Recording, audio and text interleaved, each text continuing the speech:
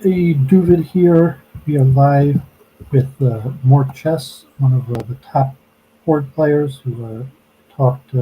I've talked in the past with and played many games on chess.com and Lee Chess, and definitely currently uh, one of the very top players, maybe the highest rated on um, chess.com. Would be from the higher rated players on Lee Chess, and he's been streaming videos for a good few months. I've shared, and we can review some of his videos. So it looks like that's been a year now. Maybe it started more than a year and deleted some of the earlier videos, but probably the biggest streamer on this chess variant Horde. So I've been playing Horde for about 2 years. I found Crazy House. I hadn't really heard much about variants. And I found Crazy House, which I played on chess.com. And then after COVID-19 and the lockdowns, I um, have been playing a whole bunch of chess, mostly variants. And I did my streams on videos about expertise, chunking theories, uh, thought, multiple truth hypothesis. I read over a bunch of the chess studies.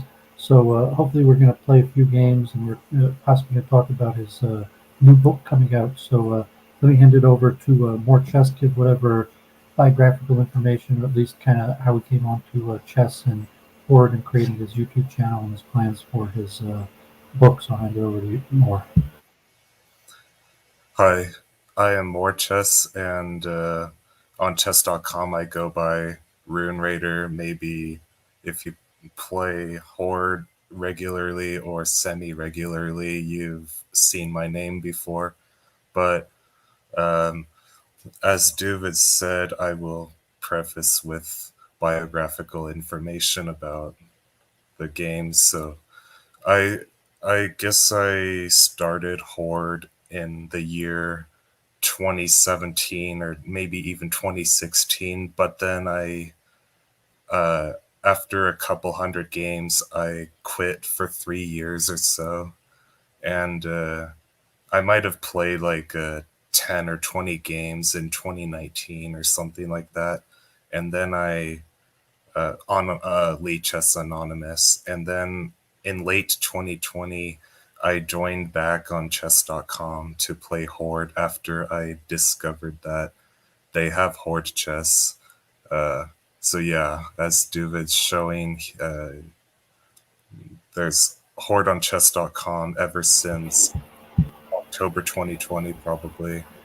He's And currently the highest rated player on chess.com. yeah, And and Lee Chess rating second, wise, you talk about that, but he'd be probably from the top five current players playing now. And Duvid, I would probably be in the top 25. But yeah, you go ahead, and if you want to, whatever history, kind of like how you get into Horde, how you find it so interesting to mhm. really dedicate yourself to studying it, and even create your own YouTube channel to promote it. Well, I guess what I find interesting about Horde is battle philosophy. So since the sides are asymmetrical, there's a completely different approach to each side. And uh, in late 2020, when I joined back on chess.com to play Horde for the first time in 3 years or 4 years, with the exception of like 10 or 20 games, I guess my strength joining back on chess.com was probably 1800 on Lee Chess or so. Uh, I would say that what got me back into it is the Rook Shuffle, which is a particular opening complex in Horde where Black passes turns by moving the Rook back and forth, and White just grabs all the space. And what I was curious about is just who's better and why. I really badly wanted to know that. Just is it a draw? Is it a white win, black win? I heard a lot of rumors that Black was winning there, and I I wanted to like play the Rook Shuffle very well and beat anybody in the world with it at the time. But nowadays, I don't really care about the shuffle anymore as much. I just play it occasionally because I actually believe Black has better options. Unless the pawns are on a5 and h5, then it's just a forced win, I believe. Um, so that's definitely what got me into Horde. Yeah, I mean, I've been coaching for years, and I haven't played competitively since I was a junior. But I mentioned constantly that the studies show the most common reason people play is really the love of winning. But the method of getting better is deliberate practice, where a person is actively using mental effort to think about chess in a way to improve, and it's usually because people just find the patterns interesting. So the desire to win um, could only lead so much. And in terms of like, I'm studying hard because I want to win, is generally not as effectual as the pure love of just discovering the patterns. So yeah, I was probably also like that for Horde chess. So let me just pop up a screen share. Maybe if you want to challenge me to a game, maybe we'll talk through a few games and just kind of how we look at the game and and so if you just want to challenge me to 3-2 uh, casual, I guess that's fine. We both talk and kind of explain. I made a few videos on court chess that are semi popular. I did one kind of banter video where I was playing. You want me to challenge you, or are you going to challenge me? I'll challenge you, I suppose. And and then I made a few commentary videos on the World Championship last year. The not, I Spenos, the actual World Championship with Mindhunter and Spenos, I think was on the Sabbath, so I wasn't able to stream that. But uh, the finals before that, okay, I get the challenge. Okay, so I guess I'll challenge you. So we could. I'll throw it in now, I guess he had Moore had been accused of cheating recently, which I doubt he did. Maybe in the past he had, and actually, because his performance was strong enough that he was marked for the play, which we discussed that uh, also. But so that's currently his problems on his Lee Chess account, and so I don't have any insight on how Lee Chess is run, but uh, to say that he did study with the computer. And I think I'm actually the one who referred you to multi-ara because I'd been briefly in the House Discord group, and I had um, spoken with the creators of multi-ara, and then Moore was in my Discord briefly, and I mentioned to him the multi-ara, and I believe he downloaded it and did quite a bit of work with it. But then he was beating other top players, so they flagged him for possibly computer use, which is saying playing computer lines, not because he was necessarily using a computer while playing, but because he studied with the computer. But that's between you and Lee Chess. I don't have any power over that. Right. I don't know why I'm banned for cheating. I mean, I I appealed with many strong arguments, and still nothing's happening. Even after I contacted T-Balt, the founder of Leechess, and he said several mods were involved in the decision of banning me. But he also said that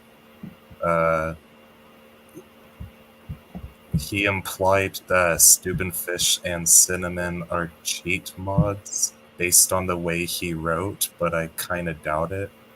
Otherwise, they should have been involved too.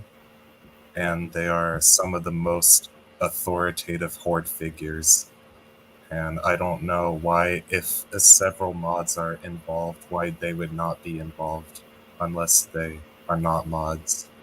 Well, it could be, who knows why I don't have any authority over extended effort or nepotism, or I mean, simply you perform well and people are suspect and someone reports and then they check your moves against the computer and presumably you did quite a bit of study, so even presumably that you weren't cheating, you weren't using a computer, but your moves were at least substantially in the opening in line with the computer. But as I don't have, sorry, phone in the background, I don't have any authority over that or inside knowledge on how they run their things. So you want to just play a move, play exhibition, play a few moves, and we'll talk about our outlook of the game, general strategy. Mm-hmm. So I guess you got white here, and so you can just move. We could talk as we play if you want to, think out what you're saying. The games aren't rated anyways, and as you can see from the rating, he's 200 points higher rated. So rating expectation, you would probably beat me 4 out of 5 or 3 out of 4 games.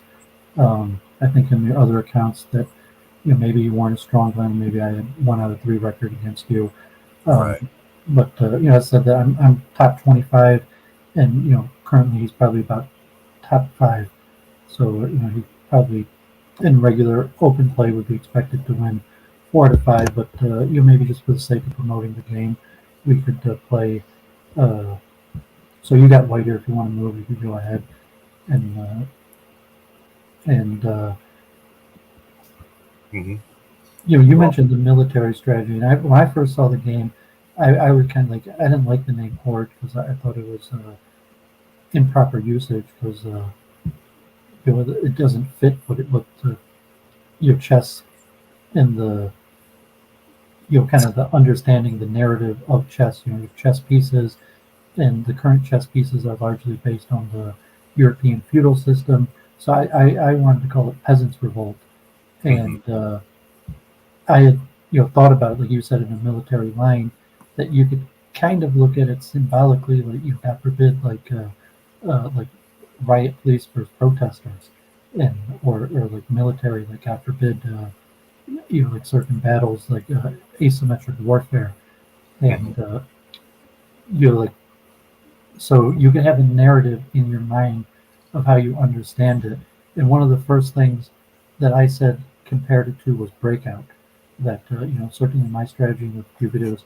Were you going to move? You go ahead and move. We might as well play while we're talking. Well, I was going to explain on the first move. I believe either D5 or E5 are the best first move. One of those two. I'm not sure which one yet. I used to believe A5 was the best move, but D6 seems to completely refute it, and H5 is also not good. I'll try D5. Yeah, that's the line I most go. If I'm not as versatile in my openings, I basically go for E6 and opening the A file, and so A5 is probably more effective against me. And then white, I usually go for E5, and so I said like the breakout strategy, and we talk more about like how you organize your book and how you go about doing it. I said like the generic strategy is you want to get the queen behind the pawns, and then it's easy to eat the pawns for. And I compared it most to like Breakout or Arachnoid, where you're familiar with that old video game with the paddle game. Yeah. And so like obviously you want to hit the ball, clear the side rank, and then when the ball gets behind them, it eats up all a whole bunch of them. one after the next. So this is my basic opening strategy, and I've seen your videos. Like he's gonna play d4 here, and I Yeah. actually watched your video. So like in terms of my multiple truth hypothesis, like memory techniques, there's a certain element to uh, you having studied the computer lines or the top game analysis and a memory. So there's there's certain lines you could play bishop b6 or back to e7 or f8, and I've been playing back to f8, and so he sacrifices a pawn here. If he had the basic line, which I win, probably half of my games is black. People just take the bishop and I take the knight, and then double sack on the a file and get the queen behind the rook, and we'll open up the a file and nibble the pawns, and that's probably the easiest, most straightforward, called like the breakout strategy. So obviously that's not what he did, and so he sacrifices the pawn to basically prevent my ability to open up the A file, and now I have to come up with a different strategy, which will probably like some sort of fortress or holding strategy to try to thin out the center. And so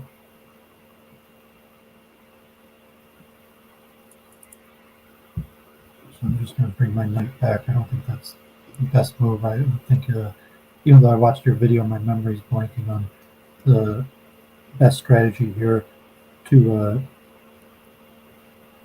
move forward.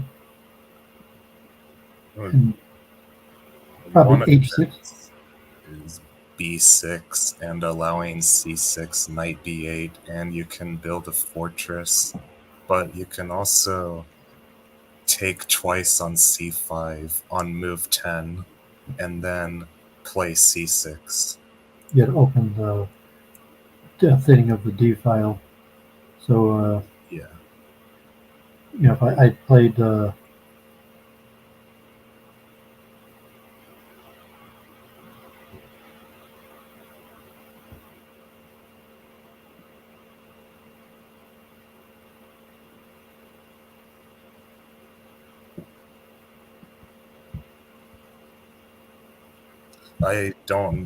I don't believe in h6 here for some reason.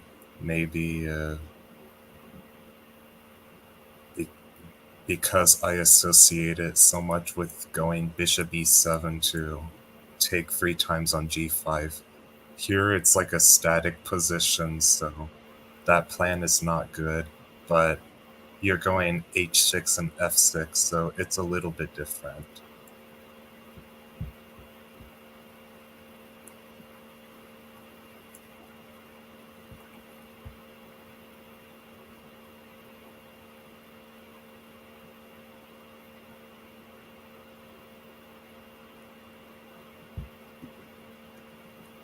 this is my strategy. I guess at some point I'm basically forced into the I call it the holding strategy, if you want to call a fortress, where it's similar to the rook shuffle, but obviously the rook shuffle is unique because it leaves all the pieces in the original position. Right. But conceptually, uh,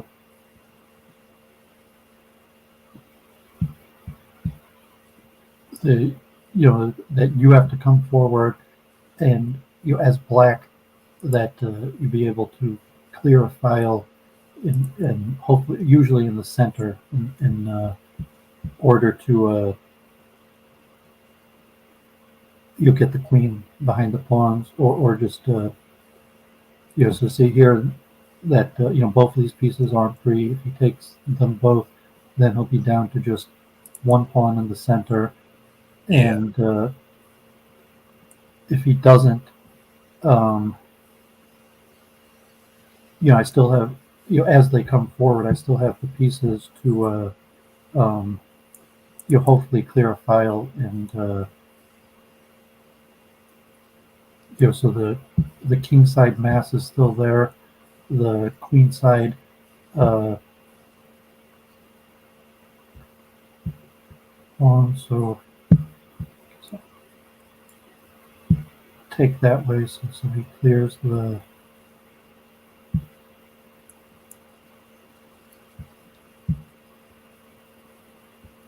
d file. Again, almost out of time, so I'm just gonna just resume the shuffle.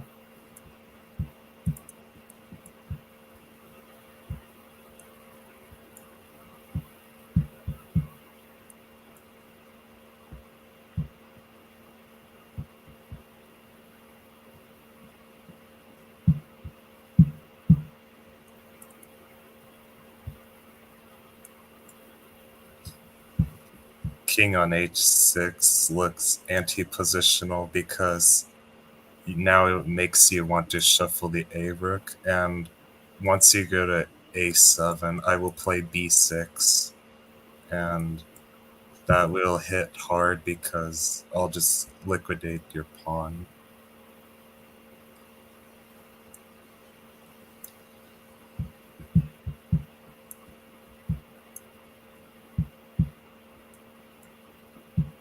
Yeah, there's still play left in this game, so I'm not sure what the computer analysis would be here, but well, now I have c7 if I want it. I don't know if I can execute better. oh yeah, that looks game over because that will be queen. Yeah, so that's going to be game over. Either he would get a queen or nothing. So that's so I'll resign this one, and I'll look quickly just at the. I've showed these before the stockfish, so you can see. These are pretty common lines. D4 here is actually the main line, and then knight b6 is the most common move, or bishop f8, bishop e7. All of them about equal. The computer says this better. Knight e8 according to the computer. H6 could have said h5, and I have nothing to do here, but after this pawn sacrifice, there's not really much of a hope for a breakthrough, so it forces into a holding strategy. And I don't know how I missed bishop takes h3. That was pretty bad. If bishop takes h3 would have been just another free pawn. It wouldn't have been game changing. But yeah, going back was just poor. Bishop takes h3. If bishop takes h3, I'll just take back, and I don't care if you break open the king side. I'll just counterattack the queen side. I think bishop h3 is good for white. I'm not sure what you think. But if on the computer it recommends bishop on the king side or bishop h3, I didn't even see that while we were playing. And saying you're going to g7 was stronger. I guess that would have made bishop g7 and like to put the queen on the e file, which might have been more effective in thinning. And so there's still the queen to f8 says is more effective. Or does knight take c6 is better for me there. So there was a lot of play left in moving the king up, was just a poor strategy. And then this one on it basically just losing. So let's see if let's try another game. Yep. So using white this time. So generally, like this is my main strategy, which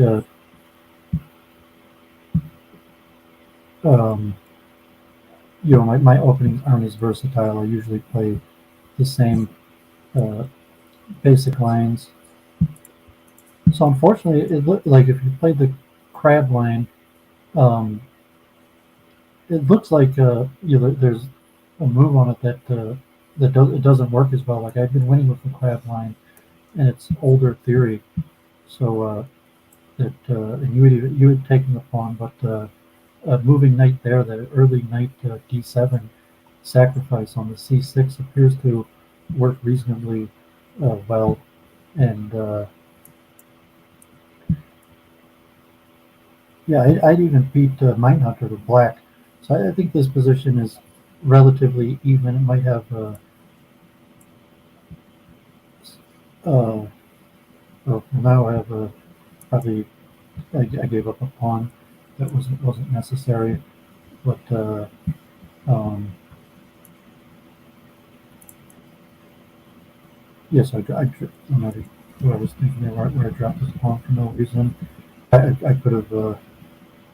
I probably should have just taken the pawn. So here, um, he sacrifices right away. Although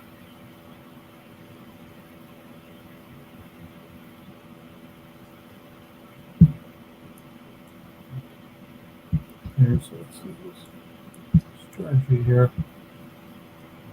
Because knight takes f6. Yeah, I think after bishop h3, I can break the king's side anytime I want, but it's a lot of material lost, so I have to kind of start now or else I'll never have a chance. So looks forced, and then I have a fork on h2 and c1.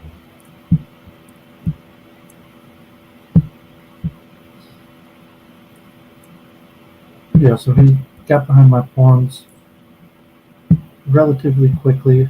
So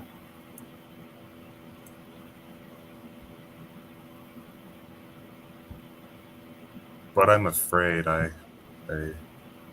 I don't know if I messed up or not because you have good counterplay.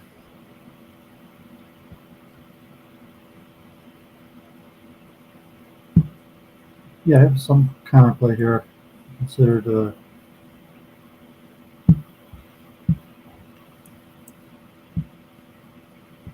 Well, after d6, I can just take 3 times and destroy the pawn structure. Okay.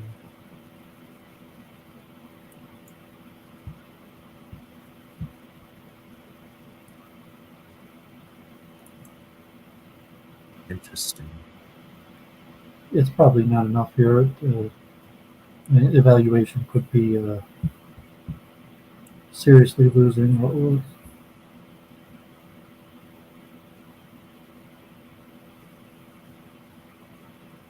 When we infiltrate the king side, the typical goal for black is to get the queen to the queen side to uh, destroy the remaining attackers that white has.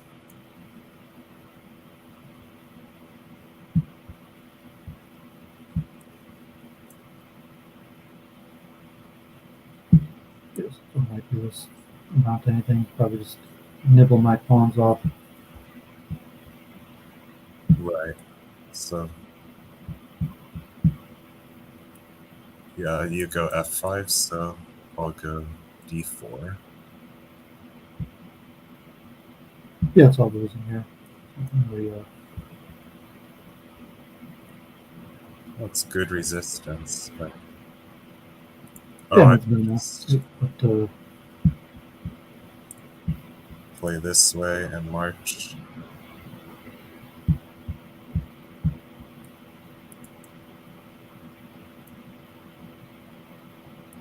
if you didn't have the pawn in the center, it'd probably still be lost. Yeah, but it would be require a lot more thought. Yeah, but presumably he could stop any threat of the kingside pawns with the queen. I mean, with the king, and bring the you could switch the bring the king to the other side, and should be all she wrote.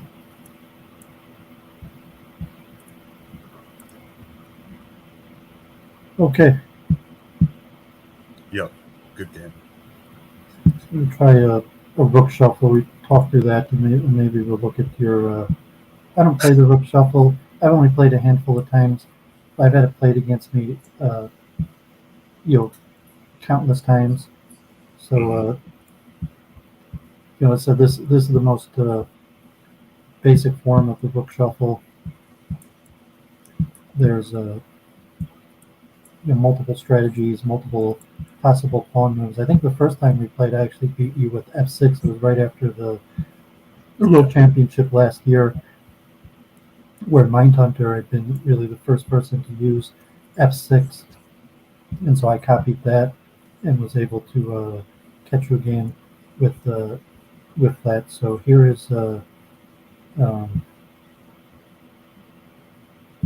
c6, and actually I got a game against Ray Holt with c6, and I saw that from your Analysis with Benoni, or the guy Benoni 2020. Yeah, so after this, we'll look at your YouTube, or if you want to play a game, I'll try white against your rook shuffle, and then we could look at your YouTube and see your video. So I said, like, Moore has definitely put the work in, and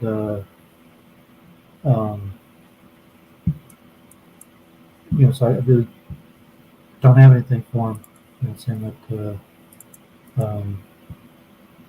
maybe possible if we played that I'd catch him a game, and because you could make mistakes, or if we played enough, like in tournaments, I would probably look over the games that I lost and hopefully come up with something better. But at this point, Moore has put in significant analysis, and it probably has me bested, maybe even in all aspects of the game. But the rook shuffle is still a good opening, so he still has to prove it that there's no reason that. Um, so to say that he still has to prove a win here. That so this is turning out similar to the line Mindhunter used against Cinnamon, and that lost him. And I saw you had complex analysis. I'm not sure. Is this an exact transposition? No. In the other position, white went b6, but in this position, white almost never plays b6. I mean, unless it's like later, I suppose.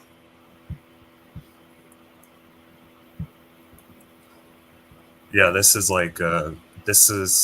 better than Mindhunter's trademark with the g5, because I just have more pawns in the center.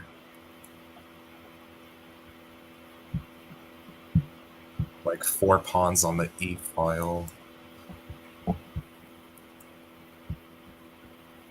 And here the typical breakthrough is with h6.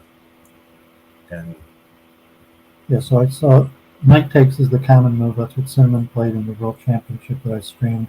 I mean, pawn takes would give a very quick f6. So the f6 is still coming, but now f6 will force a sacrifice of another pawn, or one of these. So I'll win at least probably 2 more pawns on. The fortress is still, the generic fortress is still there with.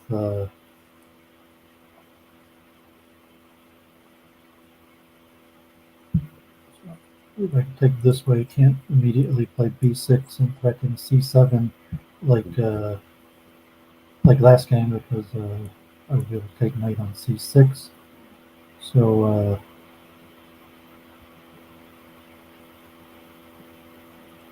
I want to take with the queen, and then maybe my queen will end up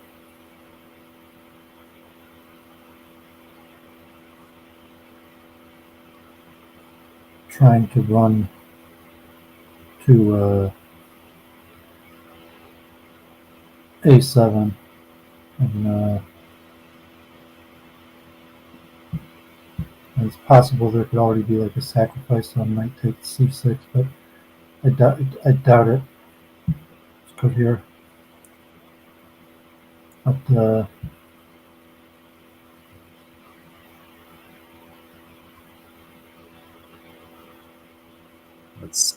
it's an interesting position for sure. I don't know if d6 was correct. Maybe not. Maybe f6 was better. I have to check later.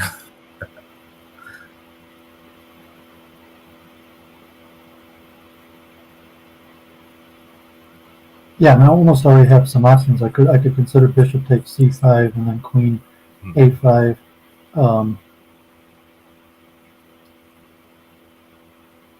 Yeah, it's possible. It might be one of the best options.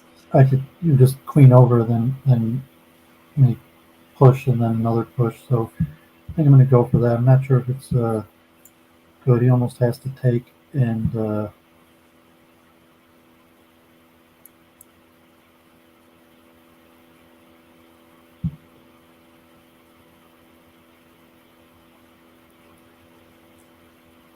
so I get behind the pawns, although it could not be enough. I can see here he's going to take. If I go here, losing the rook it's probably not enough. I probably got to go all the way to try to start nibbling pawns, and he's right there, but is it enough? Because the queen comes back pretty quickly. I wouldn't even be surprised if I'm better here, but I'm not sure. Yeah, Obviously, it's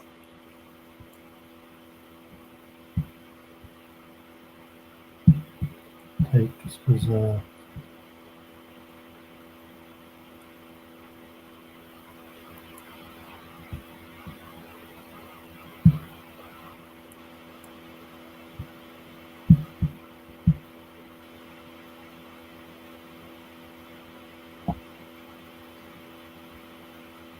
let's see.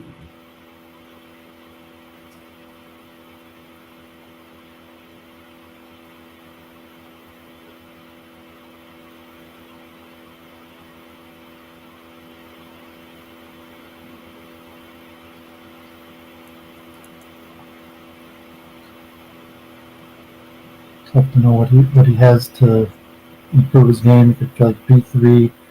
No, that's not good because then I could probably just take c6. So with that pawn. Um,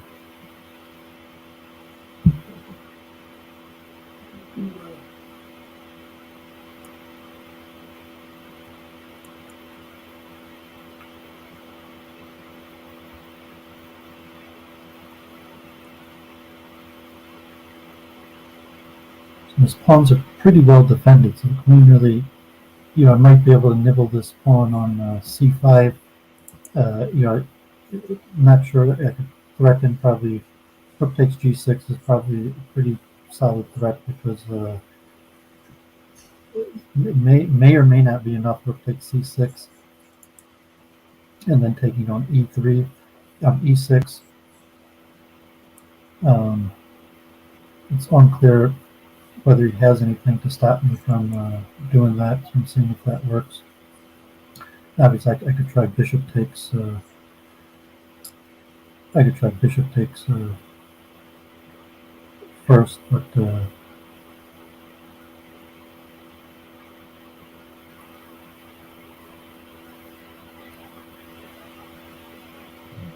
How about d6? I don't know if it's working, but maybe not. take there. So the good thing is my king is sufficient, so I got to stop e7, and so And the good thing is my king is sufficient to hold the pawns here. So if he takes the bishop, and if he doesn't take the bishop, then it's you can just retreat it. And but my king now is sufficient to I learned from your videos to to stop these two files. Right. So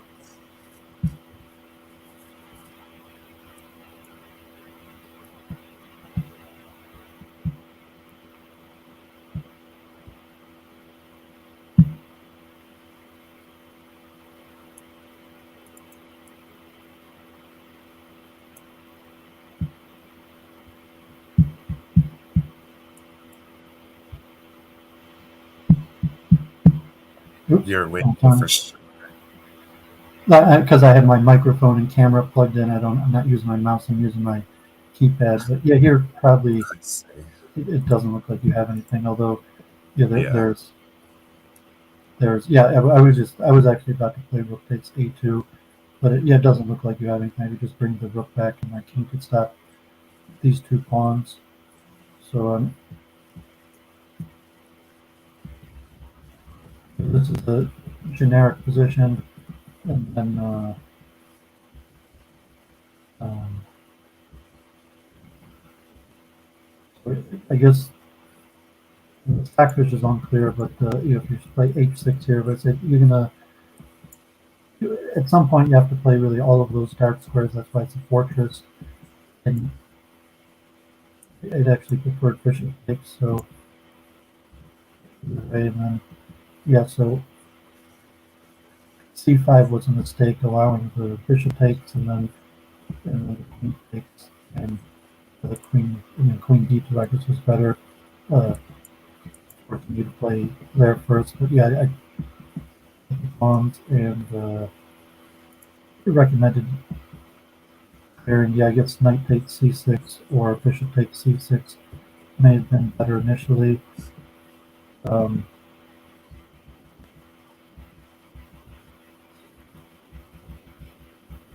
I'm not sure whether my mistake was h6 or if h6 is correct, because I can put the pawns on h3 and h4 and then play f6. Now that's pretty good for black because your rook is on h8. No, that plan might be correct. I I think. Yeah, I think I should play f6 instead of h6. yeah, I guess saying e3 actually hurts you, then helps you, and you see that you minorly maybe, but yeah, probably the d6 is. I'm not sure if d6 was a mistake, but certainly c4 here is an error. But bishop takes and c4 where? this move c4, c5 is a poor move because bishop takes Yeah, c5, yeah. and even knight takes c5. Even knight takes c6 is significantly better. But here, yeah, I should just be there's chances an interesting game. So I'll try one more. I'll do the rook shuffle on you. Sure. Okay, Yeah, you get oh no, I wanted to do that. Oh, yes, I apologize. Uh, I was going to be white again. I'll do the rook shuffle on if you want to do the rook shuffle. mhm. Do you want me to shuffle with h5 or h6? It's up to you. I mean, it had been disputed for a while whether h5 or h6 was better, and I guess the a file rook shuffle was the first one to be popularized, and then more recently, um, there's been rook shuffle on both sides. So I mean, classically, the classic line you'll hear with g6 is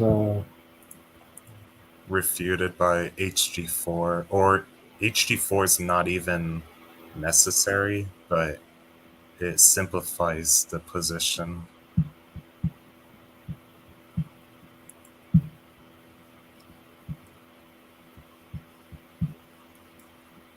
So I saved g6. I could have played. Technically, sometimes you could sacrifice the bishop right away and bring the king out. Um,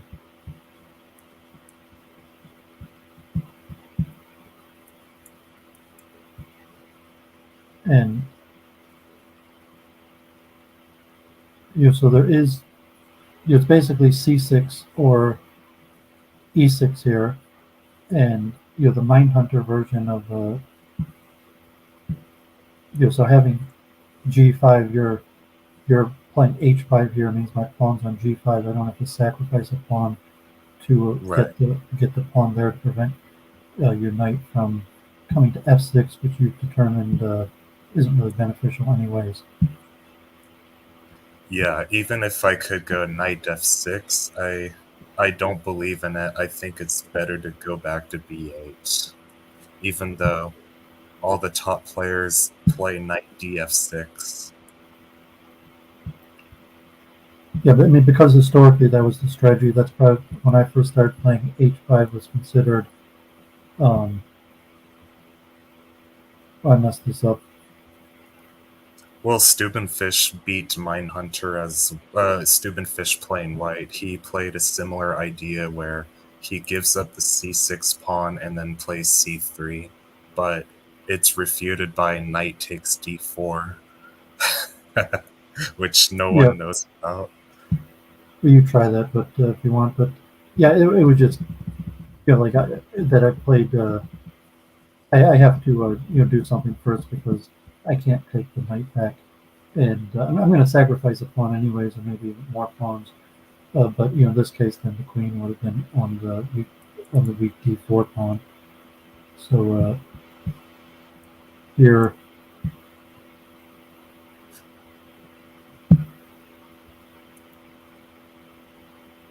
so my I might pawns are. have. Oh no, I think this is good. This is perfect.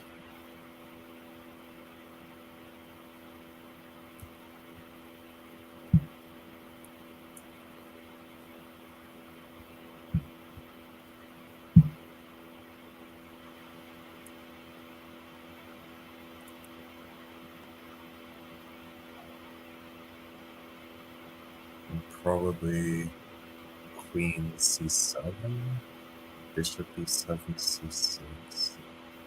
See, you probably no advantage. I think I even saw this in your analysis that you're better off just leaving the bishop on c6, and likely you're going to get two pawns in return for it. Yeah, Even if I take it, but and if I don't take it, it's gonna work out to the same. But we take the e-file is completely thinned out, and the minor advantage that I'll be able to push c4 without losing the d5 pawn, but it's probably not that meaningful. Now you're on it anyways. That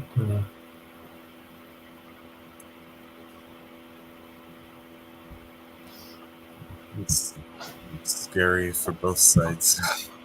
I think I messed up somewhere. yeah, I thought you'd just bring the queen back to eye that. But so there's always, I mean, with the rook shuffle, it's always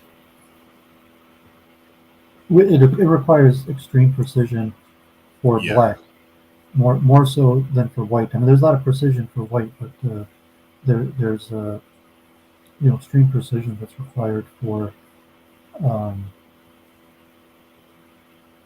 required for black, and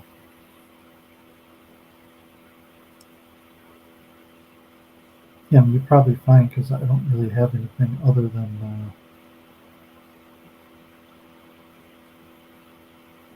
and it's unlikely that I have anything on the king side.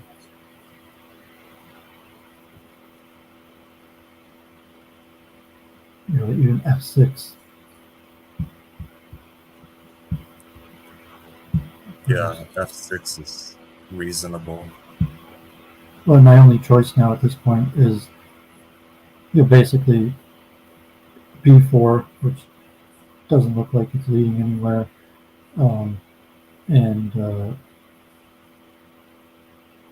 F6, which neither one of them look that good. And obviously, it's not that exciting to allow you to sacrifice the bishop on C5. So Yeah. Now I have rook H6.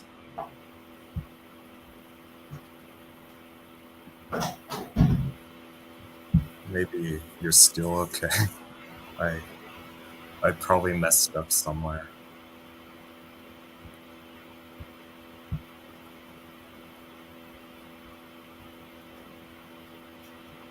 yeah, it's actually unclear now because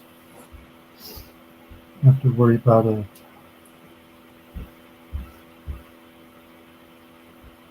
queen file penetration. I mean, just queen B8 and then coming back. You could also just consider double sacrificing the bishop and rook on D6. Right. How about bishop G7? But yeah, why not?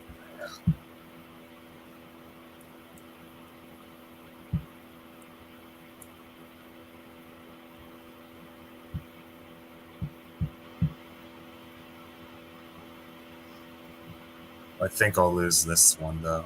I do not like my position. Should force you to sacrifice the rook going that way. Well, F5 should be a mistake. Maybe B4 is like much better, because once my queen's on A4, I cannot administer the B7 square with the queen as easily.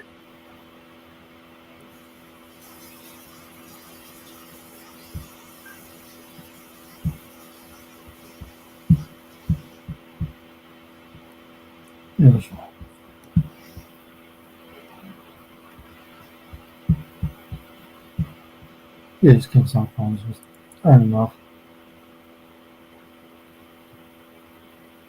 I'm not sure what's the simplest way to win here.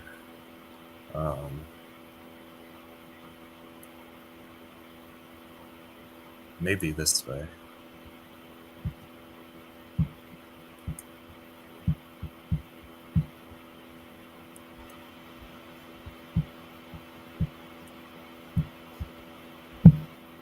Yeah, those kings on pawns are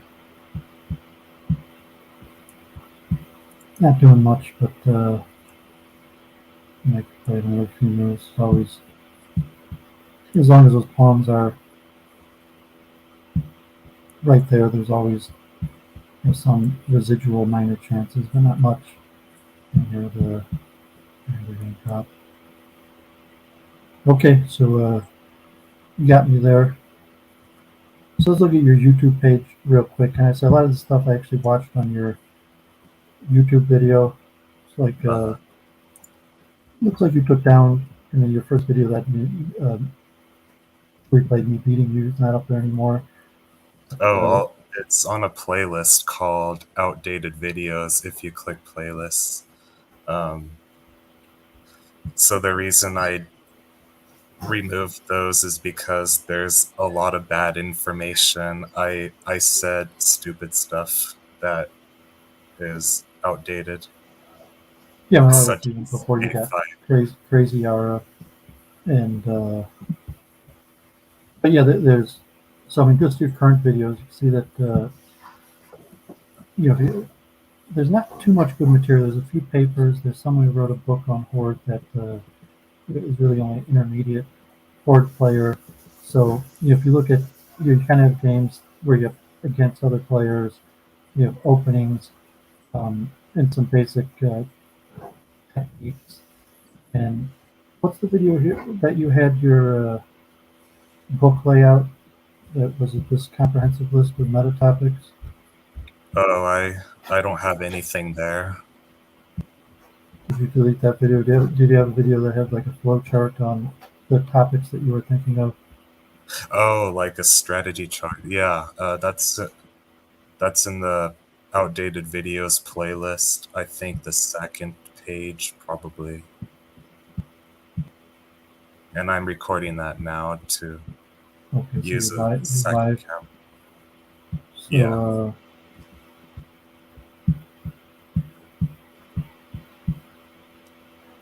which video would it be? If I can search for it, what would it be called? The one that had like your uh, My Horde Catalog 7. It's probably on the second page, like if you scroll all the way down. Oh, there it is. Okay. That's right. Yep. yeah. So writing.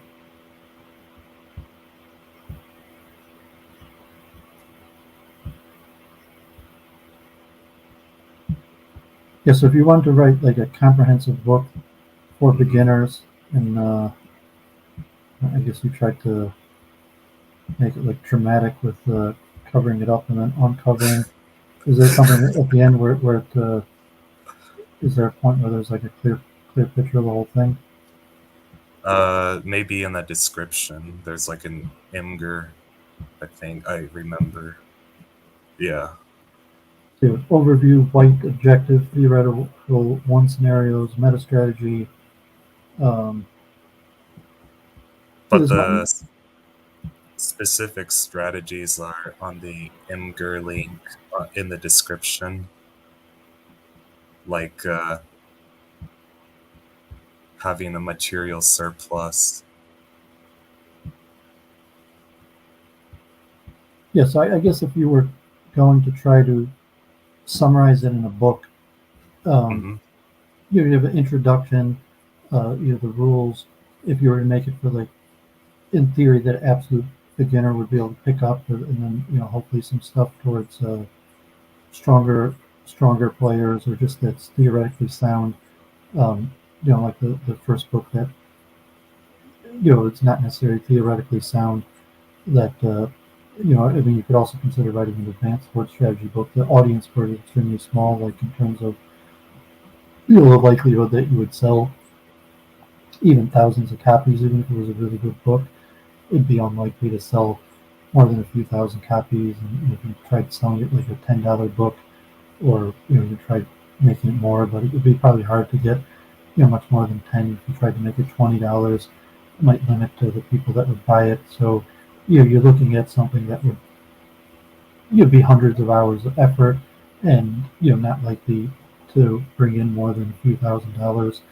But if you love the game and want to promote the game, that's be the way to go about it. Maybe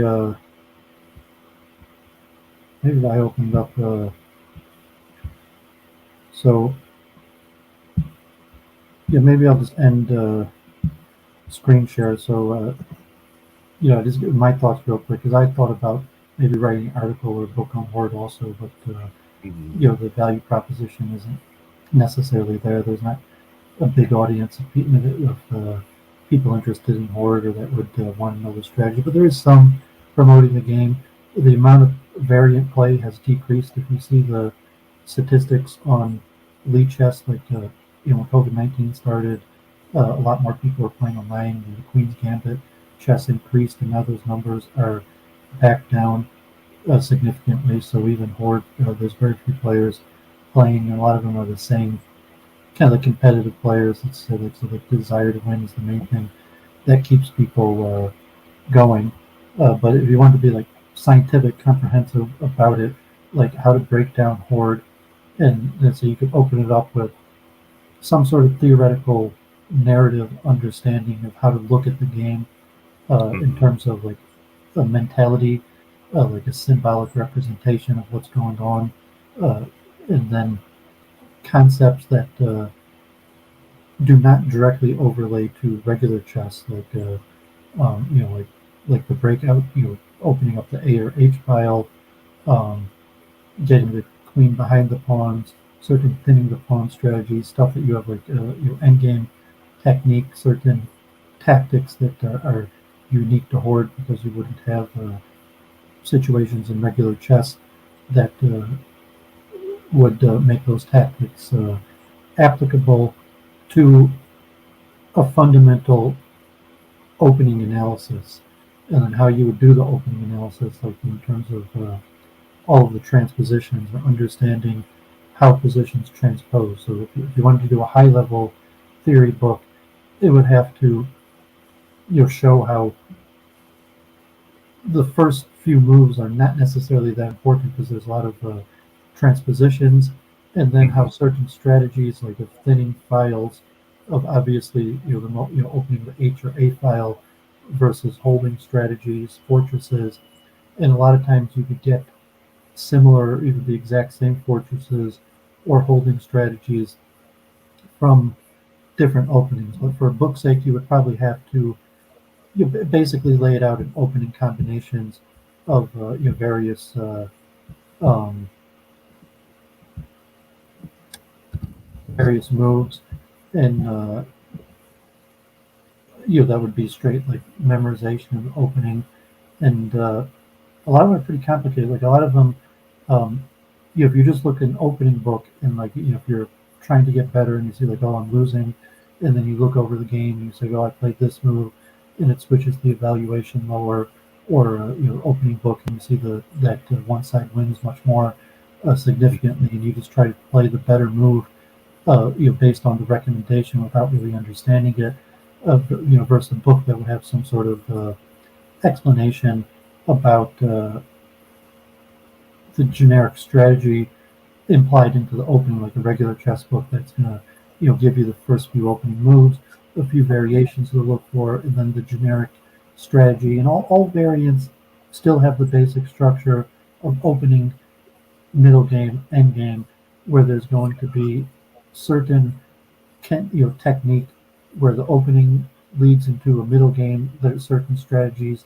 are likely to be um, uh, used in the middle game based on the opening moves, and even the likely type end game you're going to get from the opening type move. So I assume you've thought this through already, but I don't know if you make the videos, if you're at the point where you've actually written articles or anything like that. No. Originally, I made videos for the purpose of myself, like because there's no software to write comments on Horde games, because there's no softwares that support variants except for League Round, Cute Chess, Pi Chess, maybe a couple others. Um, so that's why I started recording videos, so that I could look back. It's just a way of saving my analysis. And I decided, okay, I'll put it online just for people that I I always loved to teach Horde. Once I got kind of decent, like 2400 on chess.com, I don't know. Because uh, I always wanted to find someone that could improve faster than I did. Like, I wanted to see if I could teach them to improve faster than I did. So far, I haven't found a single person yet. Actually, there's one super talented player I had been mentoring on chess.com, and he's a Jew from Israel, Ayel Zuka, and he increased super rapidly from 1900 to 2250. Uh, I also mentor Maratata on chess.com. The point is, I love to teach, but I needed a place to save my analysis, so videos does the best of both worlds, but I've never written an article. Yeah, I I don't guess the think. first most basic block you would have to get over is actually the format.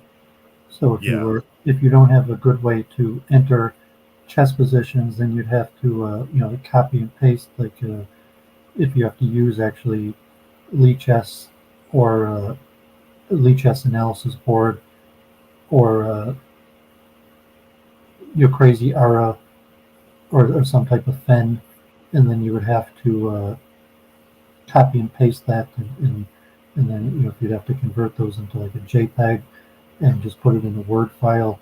That would probably be the first hump to get over, is how are you going to copy, how are you going to make the board positions, and so obviously you could just do screen grabs and convert it to JPEGs and then inlay it into a text. But I'm not sure if you thought about that, or even the most basic hump to get over.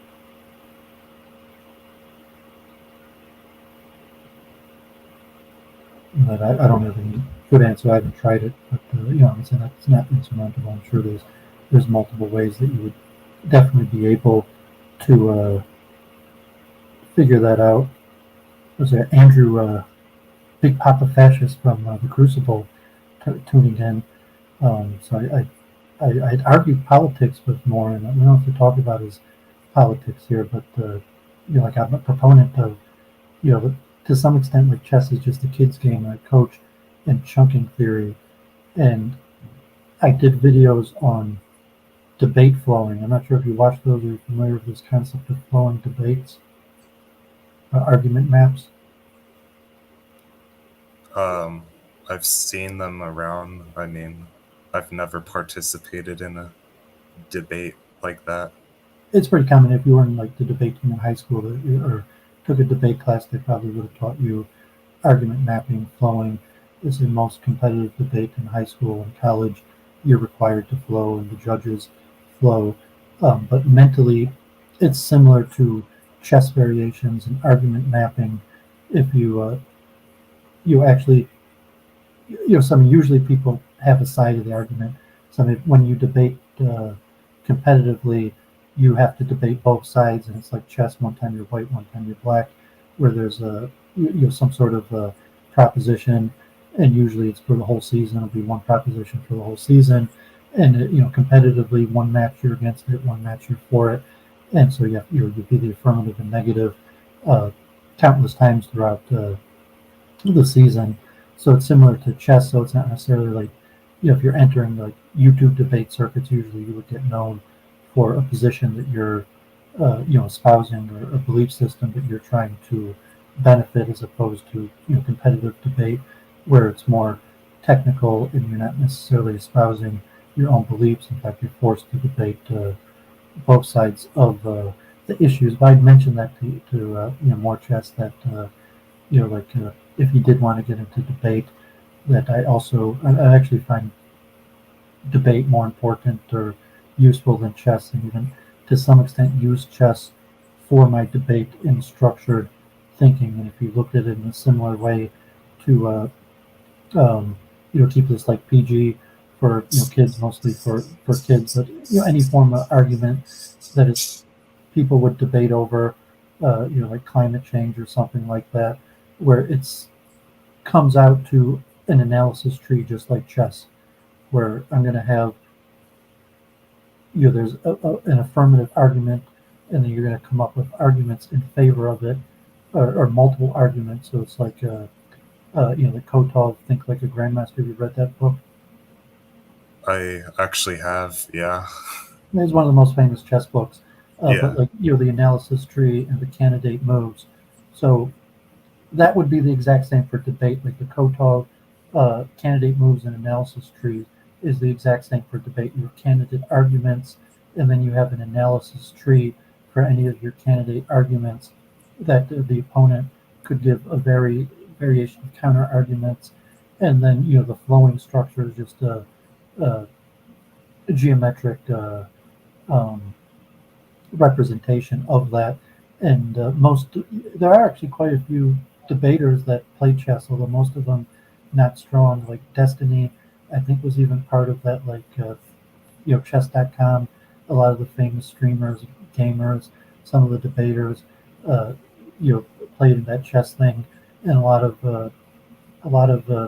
YouTube personalities actually enjoy the game of chess, although they're not necessarily that good at it. And even like the academic exercise when you play chess to improve at chess, just like in debate, like you got to write down your moves, you got to go over your games. and like anybody who wants to improve, so even at like I coach in Metro Detroit, um, it's just part you like it's required. You have to write down your moves. You have to go over your games afterwards. So the concept of debating that you have to so to say like write down your moves would be flowing and go over it afterwards um, would be very rare in most like seasoned debaters. Even professional debaters don't necessarily do that because there's just a lot of work to, like go over the debate to make a flow of it and then go over the arguments. But it's similar for debate. If you want to improve a debate and maybe some of your opinions are, I mean, you could debate all sorts of controversial to non-controversial issues, but certainly some of your opinions are more uh, controversial, and that's why I found into debating controversial issues, although you're not on YouTube because YouTube basically has to be um, PG, but you mentioned that for in the future, if you did decide to debate and just to cross over to chess in general, like chess for coaching as a pedagogic game for teaching thinking skills to kids, it's because these thinking skills are generalized to anything, and the basic binary logic or candidate move analysis tree thinking is really important to any form of decision making. I'm not sure if you have any thoughts or comments on that, or I'm not sure you didn't have to divulge like any personal information or educational. I'm not sure if you have like a science, computer programming background, or you said you watched some of my videos on the scientific studies on chess, Mhm. or I even like I know you're using Crazy Era and the computer engines to study it, but if you put much thought into like the algorithms of how the computer algorithms, computer programs actually go about doing what they do. uh, no, I have limited knowledge of computer programming, computer science, stuff like that. Uh, my major is math, so I want to get bachelor's in undergrad, and then uh, for grad school, I'll narrow it down to statistics. I find probability and statistics uh, the most interesting academic field, maybe, because it's kind of intertwining philosophy with math, which are like almost polar opposites. I don't know. I mean, it's. I also think it would be useful for all kinds of fields, like debate. You were saying, uh, a lot of people fall for skews in the various statistics of things, and there's always an explanation to why something the way it is, and I want to master that understanding, I suppose. So I am pursuing a PhD in statistics in the long term. Oh, Um, good for you. Yeah, I study math all the time, and I tried to minor in physics and didn't, but I took significant amount of math. I have a whole stacks right next to me of these math books I showed on Week in Review. Um, like I constantly read math books, kind of like an academic way, like in school, of getting out a paper and pencil and doing questions. You're definitely most areas of science, um, certainly social science, is high amounts of uncertainty, and so statistical methods and even calculus. I talked about this on my regular Sunday stream with the Church of Entropy. Uh, even solving like differential equations, solving basic physics.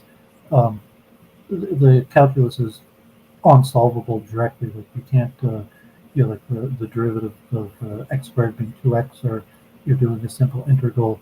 Most real life problems uh, can't be solved in an exact method, so you have to use a statistical, uh, method. And there's a whole sorts of them. There's like calculus, Euler and Runge-Kutta and various things, and even like advanced physics, Schrodinger's wave equations, quantum physics, quantum theory. It's it requires statistical methods. At the end of the day, because of uncertainty, the solutions all use statistical methods, and similar to like even to advanced computer programming.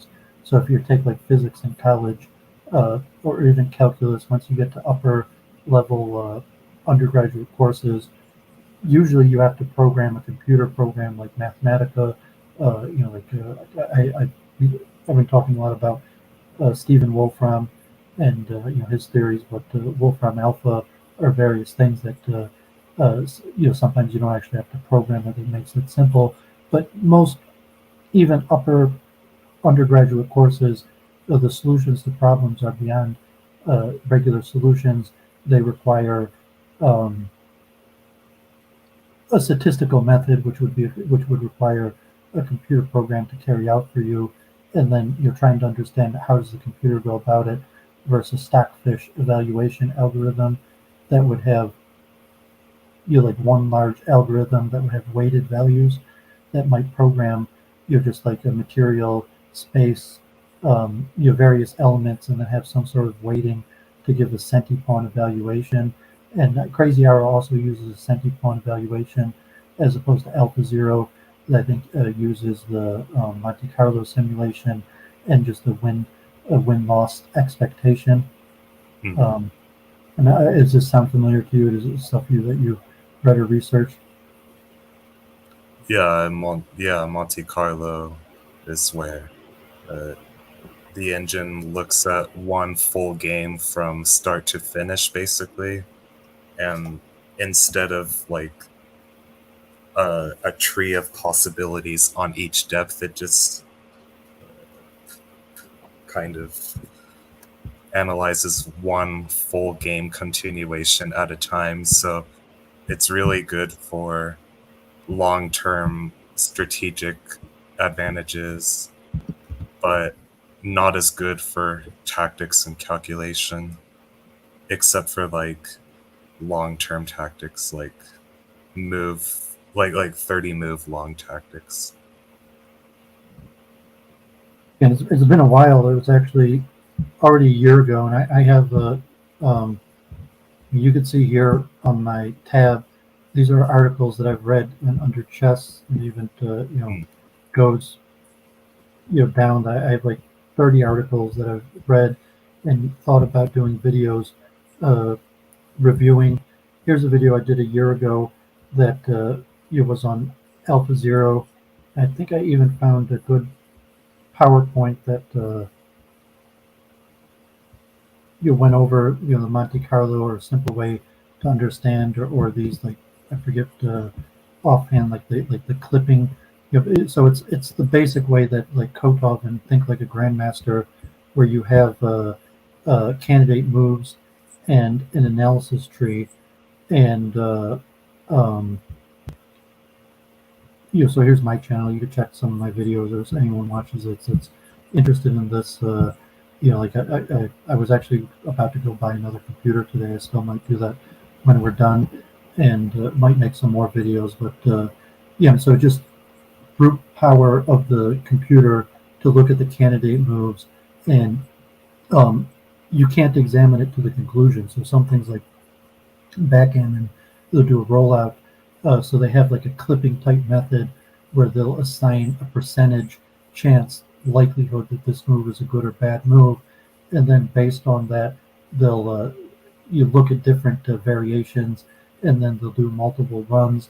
And so like Alpha Zero, for example, you could see the percentage that the computer went, looking at the various candidate moves, and then assigning it a percentage likelihood that that's a good move, and then basing how much analysis computer power that it should spend. And so it's like an advanced method of Monte Carlo simulation. Monte Carlo is one of the most common simulation methods used for any type of statistical methods, although there's more, and you could look at like Bayesian type analysis, and Simonon also, I believe, is getting a degree in mathematics. That other grandmaster, that German grandmaster, I think it is actually a PhD, a doctor in mathematics. I'm referring to that German grandmaster. I used to work pretty often on Lichess. Is it Karsten Mueller? I think he's a German grandmaster with like a math PhD. I could be wrong. Yeah, I mean, there's only one, so I just checked the top players list. Maybe he's not active. He's not active right now. That hasn't played in the last week, so he's not on the top uh, top list. But yeah, there's a German grandmaster that has a PhD in mathematics. That's a regular player that Theus Heinemann uses his name. Theus Heinemann on Lee Chess. But yeah, and some of like the philosophical connections to decision making in free will. So that interests me more than chess in and of itself, because at the end of the day, chess is just a game, and even now, like you're already near the top in the world at Horde. There's not even a prize fund. There's not, there is a Horde World Championship, but there's not even a prize fund for it. Even the Crazy House, where there was a prize fund, and it's like a few $100s. So I mean, it's diminishing returns for, so to say like I'm the best, like I'm one, like I beat you, like okay, so what? But in terms of mental skills, improving your memory, mental, memory techniques, all these various type things that transfer in the science of expertise. Although it's actually another field I like to focus on is expertise transfer, which is a hot debated issue in the science of expertise and how much expertise actually transfers. And you see that from Horde. A lot of times you'll have strong chess players. I mean, you're only like a 2,000 rated chess player. Yeah, maybe like 2,000 FIDE, 1950 to 2,000. Yeah, so you'll have a lot of players that are significantly stronger at chess that play Horde, even a few hundred games or a few thousand games. But they still, it's a somewhat of a different strategy set, a different patterns, and it's not a straight transfer of chess skill. I mean, it's probably the highest correlation to, certainly if you ask like what's the single highest correlation to being good at Horde or a chess variant, it's probably your regular chess strength. But it's not necessary, or almost definitely not that the expertise just transfers directly. That there's different patterns, and it's not necessarily that the patterns that a person knows from chess will transfer to the variant. And even some strong players play variants regularly and don't reach top levels at it. I'm not sure if you've heard of these concepts of like the scientists of expertise. There's the Eric Andreasen, I think he was Swedish, he passed away a few years ago, who had came up with the 10,000 hour rule. And he had studied chess players. I'm sure you've heard of the 10,000 hour heuristic. It's pretty common. But this guy Ericsson, and then in the scientific term, we call it expertise transfer. That's if you master one field, can you study or measure the ability of that to transfer over to another field? And is any of this familiar to you? Yeah, definitely.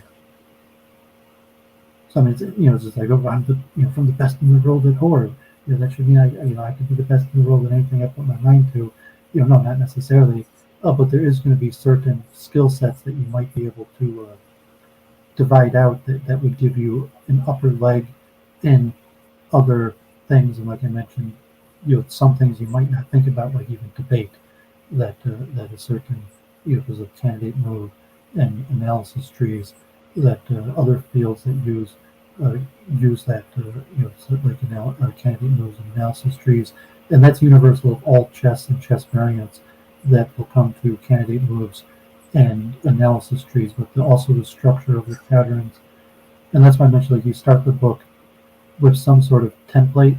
Like I mentioned at the beginning, you could look at Horde. Like I coach chess, and it's like chess used it at the Detroit Institute of Arts. I told people, we coach at the art museum, even though chess is a lot of times connected to math and logic, because it's symbolic, and you could understand the pieces to mean different things. But historically, the most common understanding of chess is as a military game, and so Horde lends to asymmetric warfare. With look at there could be, God forbid, historic examples where armies that had high levels of technology went up against larger armies that didn't have technology or training, or Yeah, like, God forbid, if you're analyzing like riot police and certain things where you might have like police or government up against citizenry, and there could be any countless examples like um, well, I mean, if you follow politics, any form of protest anywhere around the world, you're going to have asymmetric things where you have the government versus protesters, and it's the true. number of people on the side of the government or the officials is generally much smaller than the amount of people of protesters. So that's you could look in terms of like some sort of concept of how are you understanding horde in your own head in order to match the patterns. Is that, I mean, do you look at it purely abstractly, or do you kind of like think in your head about like battle or group conflict or something like that?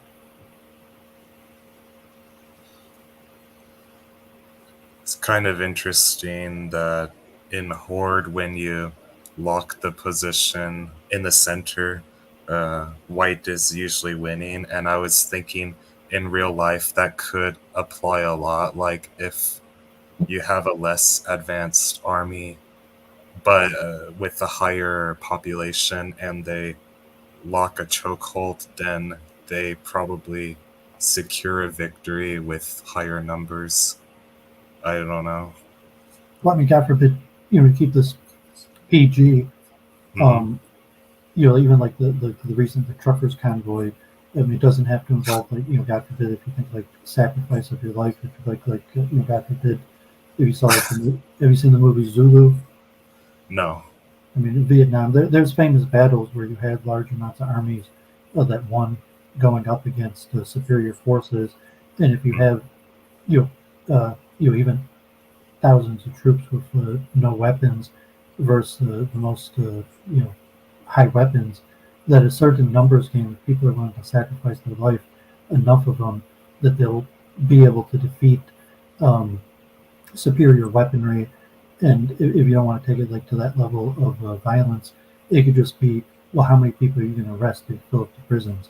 To back in civil rights, where just filling up the prisons, you're just going to do a peaceful protest and sit in, and at some point the prisons are going to be full, and you can't keep on arresting people. Or like the truckers convoy, like here in Metro Detroit, they shut down um, the bridge, and it was a few days, and it was one of the biggest news stories in the world because of the supply chain crisis. But yeah, at a certain point, um, if people are willing to get arrested, that you could defeat the police, so to say, by large amounts of people willing to be arrested. And I lived in New York, and like New York City has huge amounts of police. One time they shut down the Brooklyn Bridge, and they arrested like 700 people, all the protesters. So they had a full like 700 people in New York. If you're like Occupy Wall Street or something like that, and saying they can't arrest all of us, but like New York actually has like 20,000 plus policemen, and they have whole troops or people from out of state that could be brought in. And so at some point, like yes, they can arrest all of us. There's been occasions where they've arrested hundreds of people, but at a certain point, you could look at that kind of like horde. And so, like, yeah, if you lock the center, if you occupy, because really you could only arrest one person at a time. Like in chess, you only can make one move at a time. And so it's interesting. That's what I found interesting about horde. Like, yes, the pawns can win because Yeah. it's still chess where you could only make one move at a time. So even like the queen could only capture one pawn at a time. So the queen gets behind and could capture 10 pawns one move after the next, you still might be able to slowly advance the ranks to be able to make a queen yourself. And that so that concept of asymmetric warfare, where you might be able to give a more benign uh, symbolic representation than warfare. But obviously warfare is the most common uh, symbolic represent understanding of chess. Right. So I guess anything else you wanted to mention? I guess maybe if you start coming out with a few chapters on your book or want to go over, maybe we could stream Yeah. again. I mean, definitely studying together. So like, I play chess. Like at this point, I basically just play the Horde weekly because you're like diminishing returns. I'm a grown man, and there's like it's diminishing returns to study that much at chess. But you're definitely studying together with a group is beneficial. And you mentioned a lot of them on your channel, like recommendations for looking at these key positions and sometimes using the computer where the computer clearly says one line is better than the other in a way that your average human couldn't necessarily understand. Why is this position better than this other one that might appear to look better? And sometimes they're counterintuitives in Horde, where the human intuition. I've taken that into account in my play, and I sometimes play to the even my kind of like psychological studies and that I use chess for is that moves that will look better to the human, and the human player will be more likely to fall into an inferior line. But studying with a group, playing out positions, practicing opening, memory techniques, definitely just remembering complicated lines, trying to explain something to another person. All these things benefit, so finding a group of people to study it together with is probably for advanced play one of the most important things. You could get pretty good, with a little coaching, even without coaching, just going over your games, computer analysis, maybe a little bit of master advice. But studying with a group and certainly high level play like the house Discord or various things that they dominate in a lot of the variants because the power of studying as a group.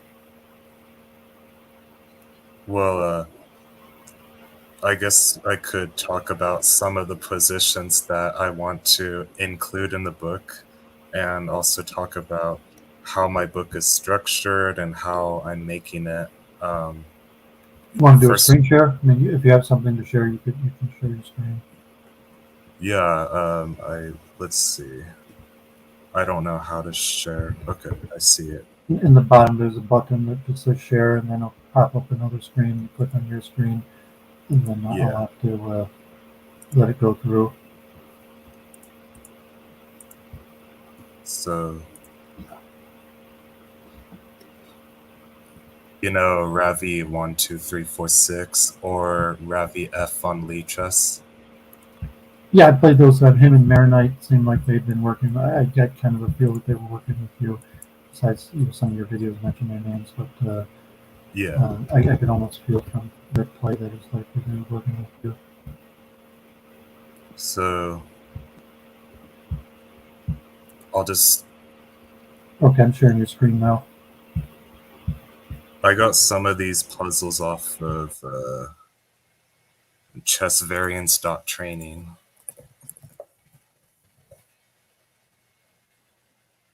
And they were the ones I liked. For example, here's my favorite one by Ravi. So it's black to move and win. And what I love about this puzzle is that uh, it's applicable to many endgames. So the first move is King D7, and now the second move is critical. What to play for black. Um, there are two rules for these kinds of endgames.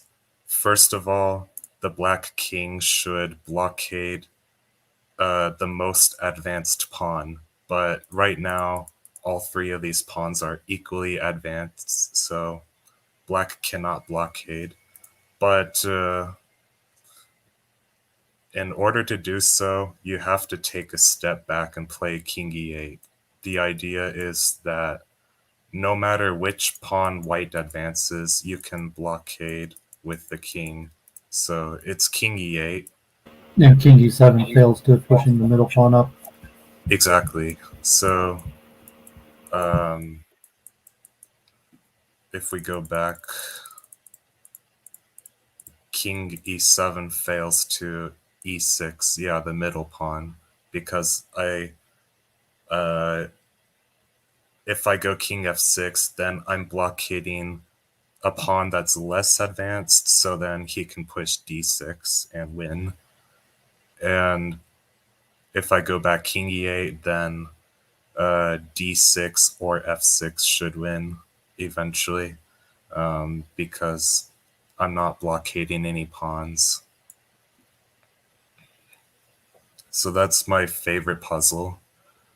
And in my notes, I included those two rules that I mentioned. So in case of a king versus only 3 adjacent pawns, first of all, the king belongs on whichever square blockades the most advanced pawn.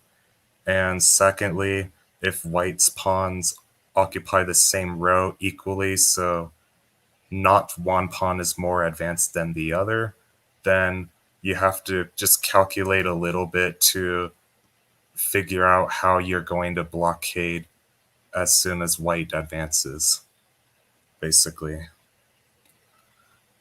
So blockade the most advanced edge of a pawn island. Now I can share 2 more examples of this that I love. You should go And for it. but the problem is that to get it, I would have to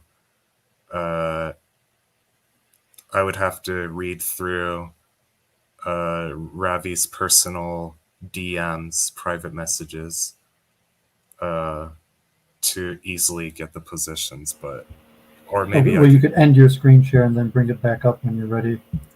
Sure. I'll have to do the same for OBS. I don't need OBS anymore, actually, because we're not going to play more games, right? Yeah, I mean, you demonstrated you got. Maybe we could play more, but you basically have. I could put more study in to give you a good challenge. Mm-hmm. All right, so I'm going to pull out 2 examples of the topic of blockading the most advanced pawn with the king. And let's see.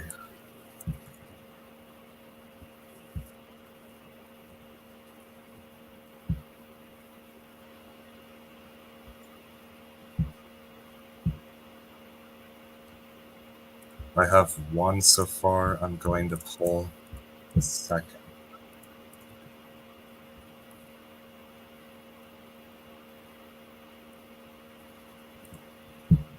When you have it ready, I'll just share the screen again. And I said I have the Moore's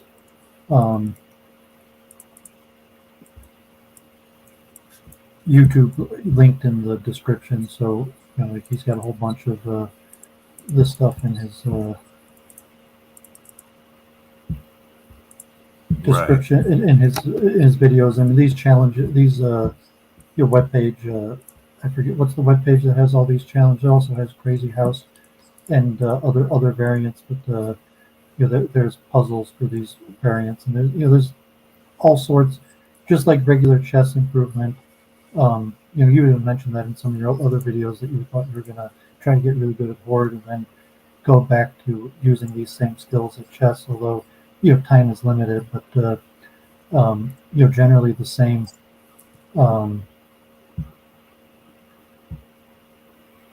techniques for getting better at chess are what for any variant.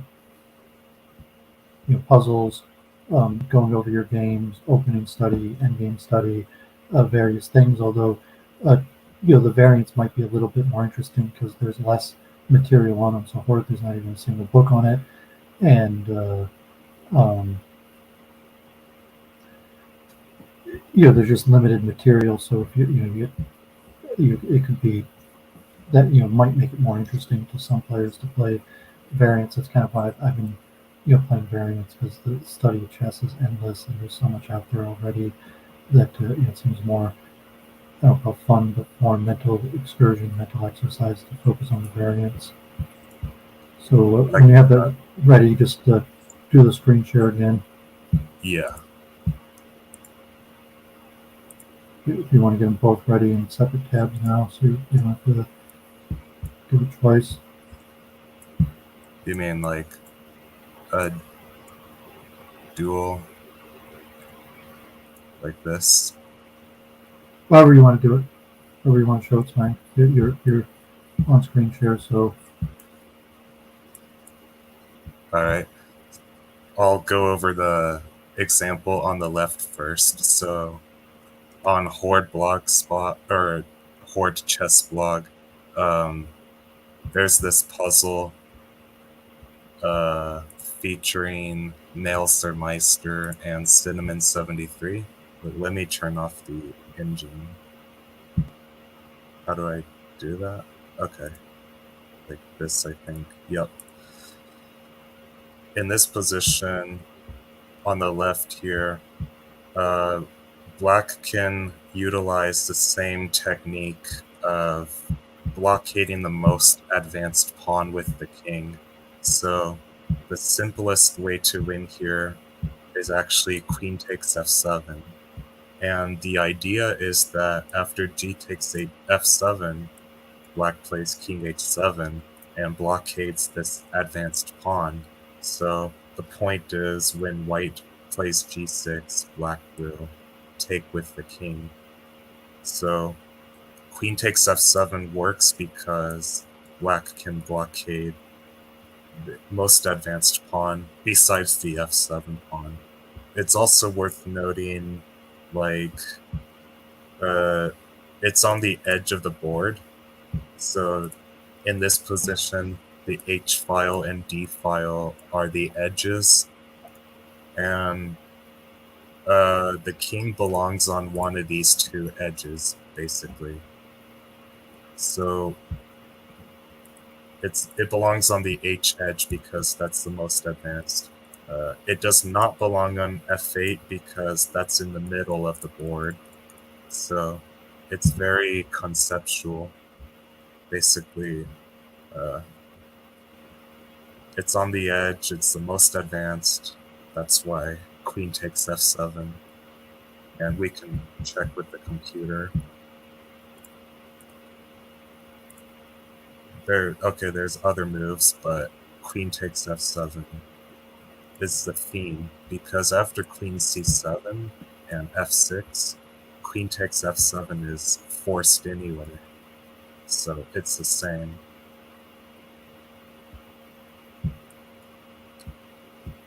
yeah, it was a nice one. I mean, it's a queen sacrifice, obviously, make for some of the most interesting problems in Horde. Uh, you'll have occasions for queen sacks. A lot of times people sack the queen, just because it doesn't matter. But sometimes they make nice problems. Yeah. Now I'll pull up the second example. This was a game I lost some 10 months ago against Paramedic, who I mentored back then and helped him get to like 2200 or something. But in this position, White has two edges, which are the B file and H file.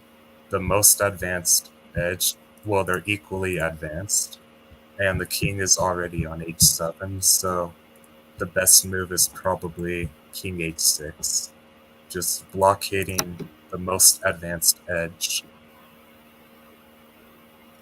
And, well, maybe it gets dangerous after f6, but maybe queen takes b4 is barely holding on. So I don't know.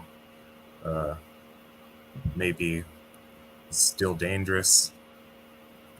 Maybe Black should actually go back to sacrifice the rook for two pawns on f7. I don't know. In this game, I missed a win earlier with rook takes e6, just super simple. And I reduced the H and G file to two pawn columns, and the queen picks up the rest very easily. So,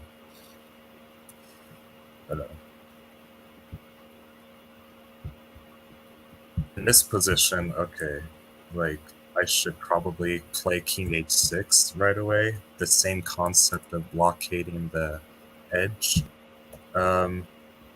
Because I went queen e1, allowing g5, and I think that's the main problem. I should have gone king h6 right Well, I here. mean, you've expressed that in some of your other videos, but yeah, I mean, sometimes if you just divide up the task of the various pieces in the sense that these pieces are successfully uh, limiting the power of these ranks of pawns, and look at them in ranks like so the king has the H and G files under control, and the rook could a lot of times sometimes, so to say, it can't control two ranks, but it could sometimes somewhat control two, because if one pawn advances, it's going to lose a pawn of the other rank, and the queen obviously has the most versatility, but yeah, it's often a handy way of, like, a heuristic for coming up with the best move is just looking at what files are under control, Yeah. and what pieces are capable of doing that. Well, hey, that's the definition of a fortress, is a position where every file is held by n number of pieces, I guess, and how they're positioned such that white cannot advance without losing squares. Yeah, well, I mean, but I think to add on to that, the concept of just looking at the, like, pieces having goals, a temporary goal. So the goal Mhm. of this piece in this temporary situation is to you control these two files. So I mean Yeah, that like a deeper analysis of what the fortress is actually doing, yeah, by ascribing purpose to the pieces in terms of controlling files. right. I mean, in the beginning, the rook shuffle, it's basically, I guess it's a fortress, right? But I always wondered, can you really call it a fortress if it's not winning for black? If it's not clearly winning? Well, I mean, a fortress is what it is. And so, like, your battle ranks, the hordes are coming. Here's your fortress, and so you're saying, so the fortress, you're like, if you like a battle, like you could, like in the olden days, you're looking over the horizon, and you could see the army approaching, and estimate how long you have till they get there.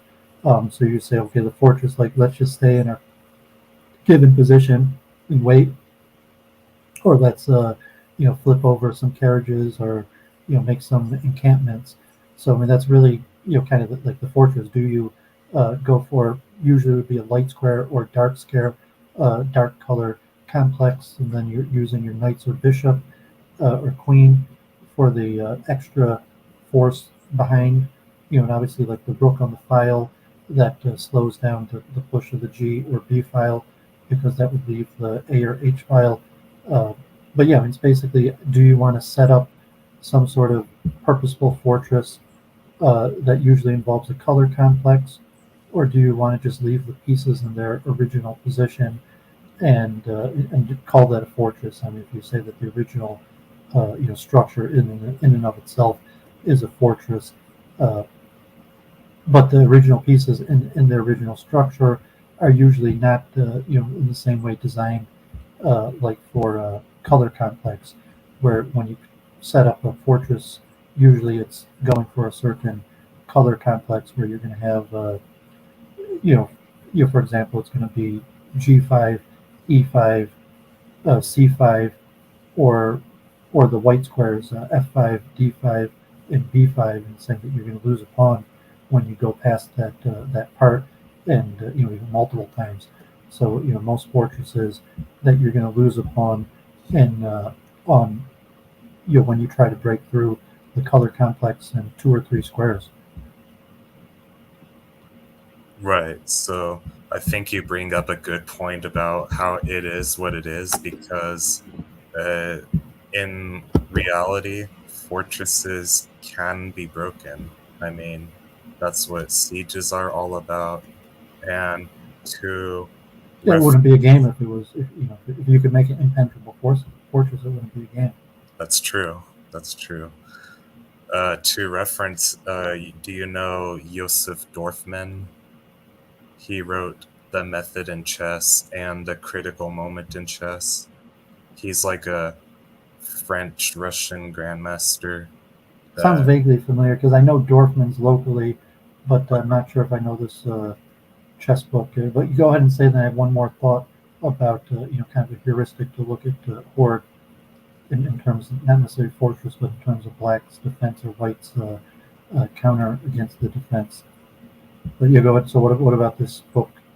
yeah, so Joseph Dorfman divided chess into two kinds of, like, I don't know, two types of positions, which are static and dynamic. And I came to the realization that uh, this makes a lot of sense for Horde. Maybe it makes even more sense for Horde than for chess. You just classify positions as static or dynamic. Static meaning that time is not a factor, or at least relatively not a factor, much slower position. The rook shuffle and fortresses. I'm familiar with the idea, not from Dorfman's book. I'm not sure I've heard of him, but I've heard that idea Yeah, mentioned in other books. And Crazy House might be the more example that's significantly more dynamic than um, other forms of chess like that. yeah. And what I was going to say is Dorfman made an analogy like if you are besieging a fortress, you have to do it now or never, because if it takes too long, then you have lack of resources. Like you're running out of food, you're running out of ranged weaponry, stuff like that. So I thought it was interesting that in Horde chess, a static position gives white all the time in the world. So it's kind of not the same because white is never running out of food. I guess he's eventually running out of squares, though. I I don't know. It's just like when white is besieging a fortress in Horde, uh, he never has to hurry.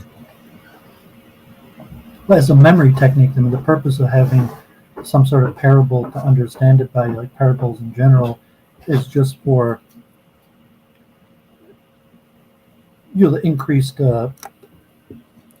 power of understanding of the idea that you have some sort of heuristic for the mind that you could look at like a computer. It's just a series of patterns, and you don't need to understand it. Just be zeros and ones or mathematical. But the way the human mind works, especially memory, is that you have an easier time remembering things when you have some sort of narrative to go with it, and just to call it a fortress. There's been studies with chess, like correlations between chess strength and identification of opening names, Right. and even concepts like pins, skewers, X-ray, various things that if you understand the attacking idea, um, it's more likely you're going to know and remember the name for it. So it's some level of understanding that not just like a pattern you see the problem, but you could identify like chunking theory, like a chunk, that all these patterns are chunked together in like a similar greater pattern with the name, and so that's kind of the mental cognitive theory of why this is important for improving your play, just because that's how the human mind works. Hmm. Yeah, Um, uh, that's true.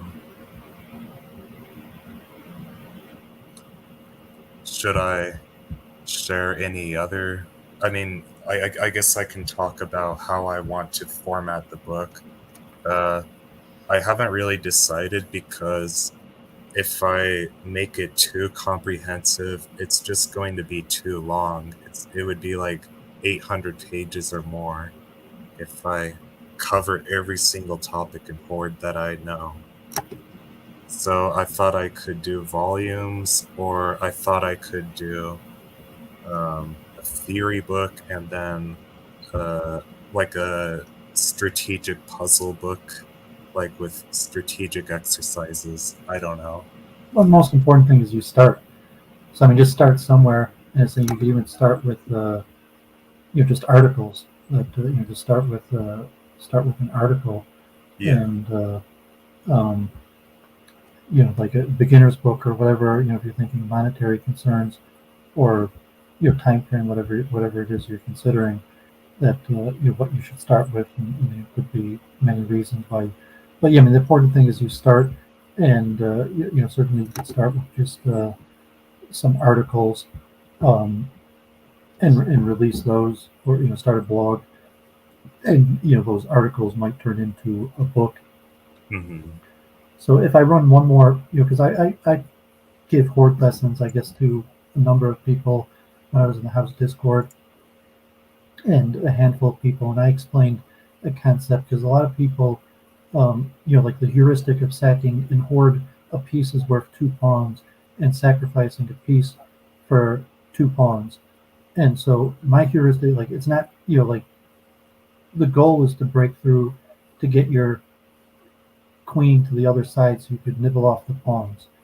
And so the heuristic of sacking a piece for 2 pawns, you could kind of look at like throwing a bomb, like and exploding a few pawns, like I'm not sure, like a video game analogy, but it's saying you need to sacrifice a piece for 1 or 2 pawns in the exact same area of the board. So the most yeah, basic, like the A file, you could sacrifice 2 pieces and a rook in the same area of the board, and sometimes even 3 pieces in a rook, because it accomplishes the goal of opening the file and getting your queen to the other side. And so that's the general heuristic. Is that, like, there's not like a rule like, okay, it's good you can sacrifice a piece for 2 pawns.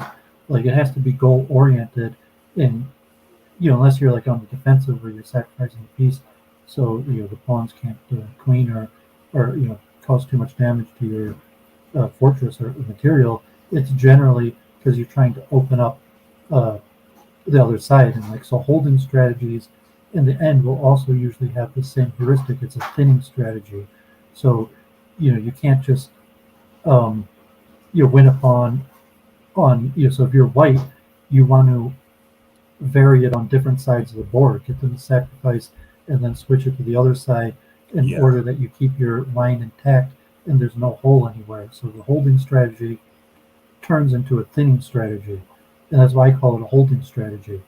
That Uh, like if you thought like like the riot police or something like that, that eventually or like military, that eventually all of the ranks are going to thin, and you're going to have a clear to the other side, and you could like military, once you've broken through in the middle or the side, you could bring the cavalry around, and just start picking them off, so that this heuristic of sacrificing 2 pieces for a pawn, or even 1 piece for a pawn, or the rook, um, you have to have the caveat that it's on the same part of the board. And then the opposite strategy when you're white, is to try to limit the ability to do that. So they say, okay, like, you already sacrificed 1 piece in this area and 2 pieces, and now I can't even let him sacrifice 1 piece for 1 pawn because then he's going to break through. And then so that's one of these uh, methods that I've used to explain it. I'm not sure if that makes sense to you. yeah, I mean, material is secondary. It's more about, uh, Well, I just mean that it has to be the same part of the board. yeah, That the sacrifices to be powerful, generally they have to be done in the same part of the board as black. And so yeah, white, that's one of your goals, to prevent them from sacrificing material in the same part of the board. right. And And it related to thinning of ranks. Like as you see it there, you start with 5 pawns and everything but the E and D that has 4 pawns. So you can see your files thinning. In our second game, I sacrificed in the center, but then I sacrificed 2 pieces on the king side.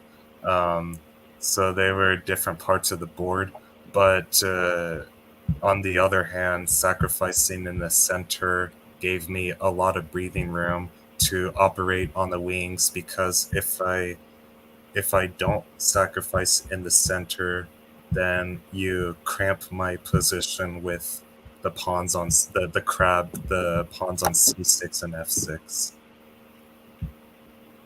Yeah, well, I mean, you eventually have to break through, so to say, and so I mean, the sacrifice the goal or the necessity is eventually to break through, and if it's a holding strategy as opposed to breaking through, it means you're letting the other person come to you, and so in that sense, you could you could win through through not breaking through actively, but by passively breaking through by forcing him to come to you and open himself up.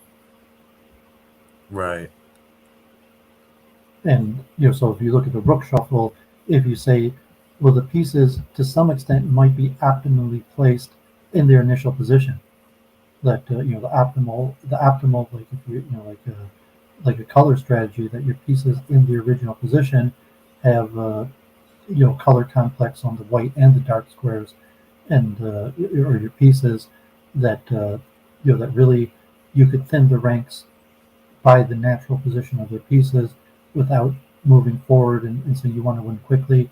A lot of these arenas you win by winning quickly, so you want to use the most basic strategy, which is opening the A file, because then the queen doesn't have to get around the king to uh, to get behind the pawns. If you use the H file, then you have to worry about the king, getting the queen around the king. But the H file also, the second quickest path to victory versus a holding strategy where you let the person come to you. Might take more moves than actively breaking open the file. Well, Stubenfish said that the best way to win is with the holding fortress, because when you infiltrate one of the wings, white has good chances to get counterplay. And that line with d4 on our first game, like move 9 d4, you can infiltrate the queen side with knight b6, but white gets a lot of compensation in the center and a little bit on the king side with the counterattack. So bishop f8 is better because it's building a fortress instead of infiltrating, basically. So I kind of agree with Stubenfish. I guess he said that in 2015 or 2016. I don't remember. Well, But some of those are just winning. Like I mean, so if you let yeah, the person, if in that if you take back on c5 and let the knight sacrifice, or even sometimes pushing c6, like some of those variations are just clear wins for black. There yeah. is some counterplay, and occasionally I'll even lose to um, occasionally I'll even lose to people um, in the line where I shouldn't. That they're basically just winning. Um, but but yeah, I mean, other cases, if you're looking objectively, um, so to say, um, the best objective strategy, like computer analysis or winning if you're doing match play, versus in an arena where there's benefit to winning quickly. And most play is in the arenas, and like you try to win quickly, and then it's asymmetric, where a lot of your games are against weaker players. So you have to consider if it's match play, or if you're considering objective best play versus the different ways that you might analyze what to understand what you're talking about. Well, modern analysis indicates in the start position, black has multiple ways to win against any first move. So against d5, I guess a5, e6, d6, c6 all win for black.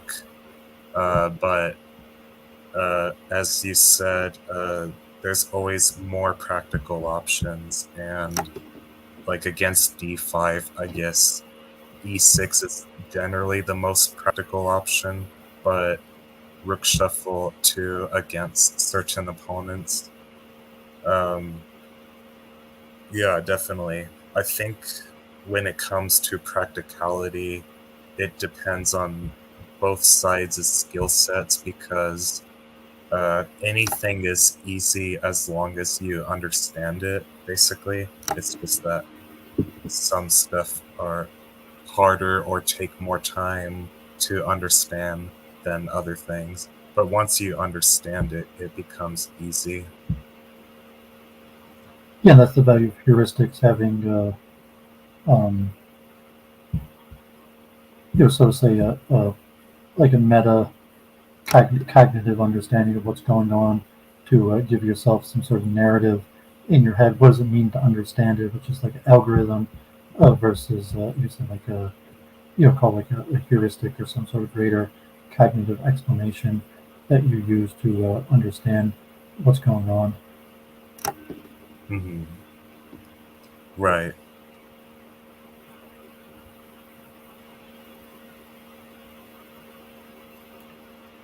Okay, so So, anything else you want to talk about?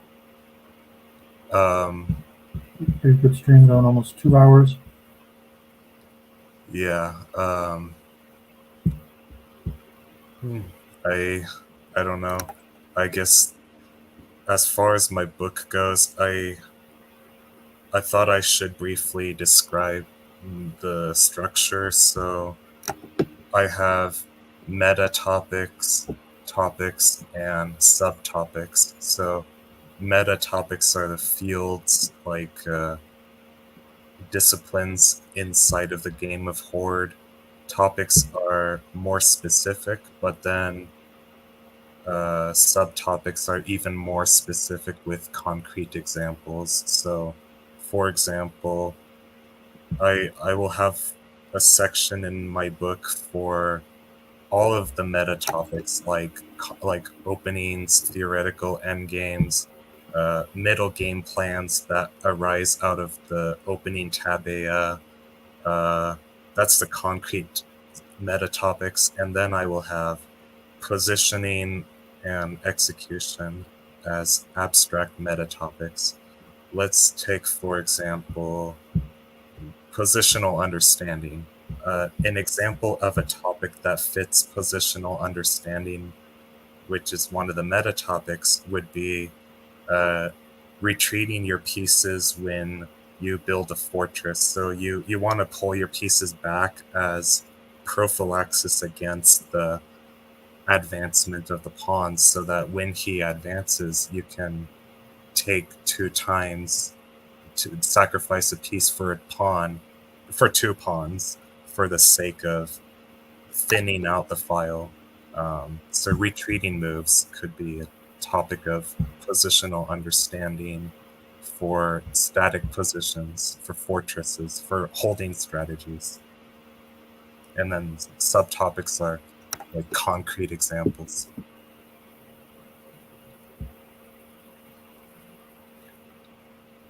So that's basically how I'm probably going to format the book. I mean, I'll make it comprehensive, have all meta topics, have like a subsection for dynamic positions and static positions, and then topics for each of those, and then examples. It'll probably be around 200 pages. I don't know.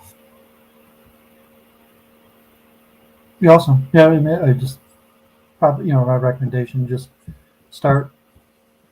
The important thing is you start, and saying that you could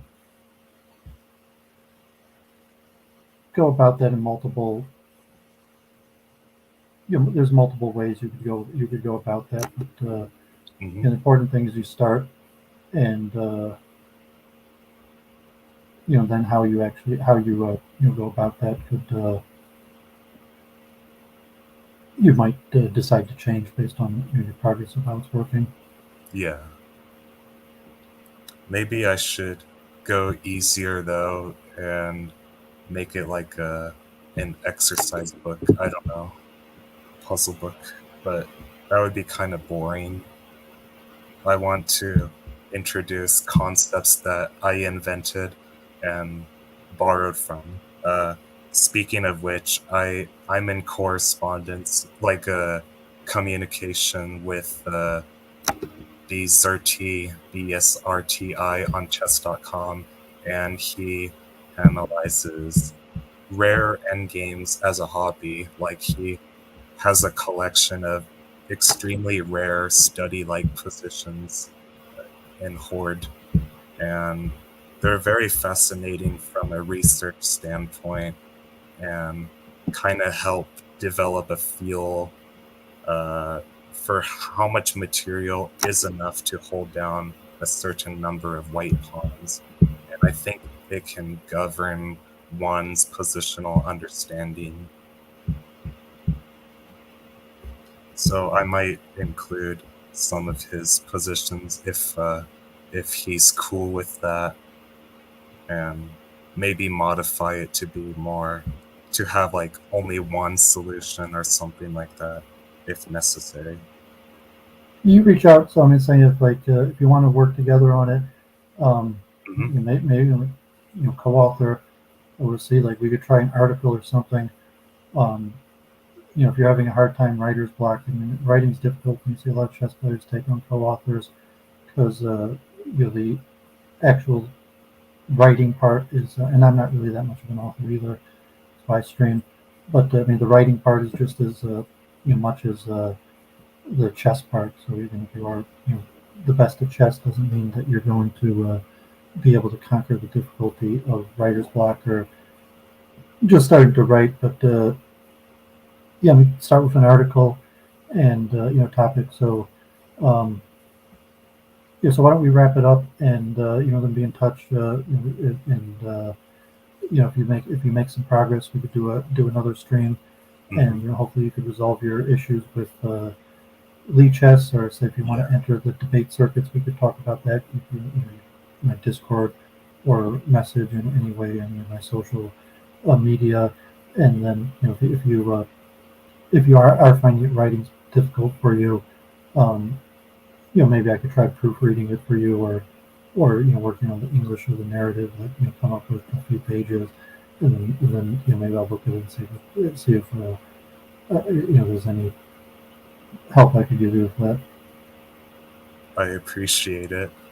Also, Dennis Tuev, he also expressed interest in helping me write the book and proofreading it or giving it's like feedback on the different strategies, topics. So it would be cool, I think, if both of you helped. That would be pretty cool because it would include a diverse range of the Horde community. Yeah, and this to some extent it might be more about improving, promoting the game than saying there's not that much honor or um, money involved. So just the people who love the game and want to promote it, and saying if you're good, and there does become at some point where there's a bigger audience, then you would be able to promote yourself by more advanced books. That I mean, at this point, there's not even really a competent beginner's guide, let alone advanced strategy. So some of the regular top players, more regular players in the scene, combining forces might make sense just to promote the game at this point. Just there's not even say like a decent beginner's book yet. Absolutely. Okay, I got this other stream I'm about to join in London. So Beta Cool. El Arabi is talking about Hindutva, Hindu Zionist Alliance, these debate circuits, and so I hope maybe more chess will take some of his controversial ideas to the debate battleground. But let's keep that separate. I like to keep my chess videos PG because most people who like chess coaching are young, and most of the controversial debate topics are more made for adults. Mm-hmm. So I appreciate you joining. Your links in the description. Hopefully in the next few days I'll let it timestamp because it was over 2 hours. They'll have a little bit of direction of what we talked about when we talked about, so people could jump around, and anybody who wants to migrate to Moore's platform, he's got really the best channel on Horde right now. You're the only one. You're the only Horde channel dedicated to Horde, and next to my videos, there really aren't that many. So appreciate you coming on, and I'll let you close out saying anything you want to say. I have nothing to say at this point, I think, other than that I appreciate being on here and talking about all this stuff. It was all very interesting, and I will let you go as soon as you need. But We could stream again. I mean, if it's interesting to work together, we could even do like a weekly stream, and we could stream on both my channel and you're at the same time. I guess we figured out how to do that. It's not that complicated, and so we'll see what type of feedback we get from this, or if other players want to step up and talk about it. And I said like improvement works best as a group, so we'll see what type of feedback we get. So I guess we'll close it with that. And if you enjoyed this, give a thumbs up, subscribe to more chess, and reach out, and we'll see if we make more content like this. So I appreciate that, and be in touch. Okay, well, sounds good, and I will consider coming on again for sure. Thank you. And so have a great day. And anyone want to catch more, I'll be in Zobita. I'll put the link in the chat. There's some debating about the Hindu Zionist Alliance. Okay, so I'm going to end the stream. Take care.